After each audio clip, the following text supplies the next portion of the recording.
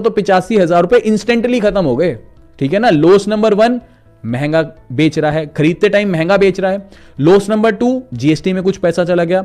Loss number 3 कि अभी मेरे पास, एक सेकंड बैक कर रहा हूं, मान लो 96.43 रुपीस की वैल्यू का गोल्ड है, लेकिन जब बेच रहा हूं तो 5% सेलिंग कमीशन के नाम से ये काट रहा है। ठीक है, ऑब्वियस सी बात है। तो यहां से मैं विड्रॉ गोल्ड करूंगा, यहां से मैं कह रहा हूं कैश इन बैंक, तो इसको मैं सेलेक्ट कर लूंगा 91.36। उसके बाद यहां से मैं यूपीआई आईडी सेलेक्ट करूंगा और 91.36 जो रुपीस है वो मेरे अकाउंट में क्रेडिट हो जाएंगे। अच्छा जी, अब इसके अलावा ये तो हमने देख लिया डिजिटल गोल्ड, जिसमें आपको अच्छे से समझ आ गया कि डिजिटल गोल्ड खरीदने का कोई भी फायदा नहीं है।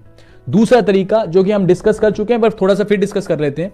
दूसरा तरीका है फिजिकल गोल्ड, कि मेरे को एक ज्वेलरी अच्छी लग रही है, ठीक है, मैं चाहता हूं कि चलो वाइफ को भी दे दूंगा, और थोड़ा सा मेरे मन में आ रहा है कि चलो गोल्ड में इन्वेस्टमेंट भी हो जाएगी। देखो, दो तरीके चुन लो, या तो आप कहो कि इन्वेस्टमेंट हो जाएगी, ठीक है जी, अगर इन्वेस्टमेंट करनी है तो अभी हम आगे देखेंगे कौन सा सही तरीका है। लेकिन अगर ज्वेलरी पहन के शौक पूरा करना है, फिर आप फिजिकल गोल्ड खरीद लो, लेकिन उसे 1 रुपए का भी इन्वेस्टमेंट का नाम मत दो।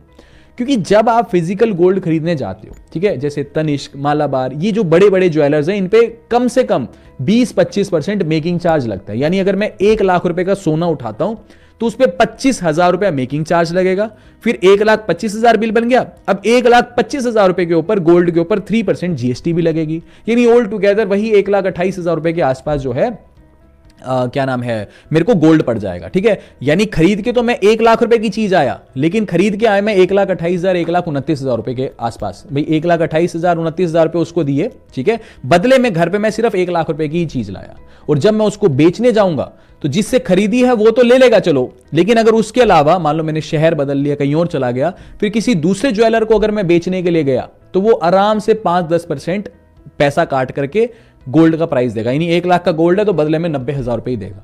तो फिजिकल ज्वेलरी को आप इन्वेस्टमेंट का नाम तो बिल्कुल भी मत दो, कोई सेंस नहीं बनता। अच्छा, फिर गोल्ड बिस्किट लेते हैं लोग। गोल्ड बिस्किट खरीदना भी कोई समझदारी नहीं है। क्यों?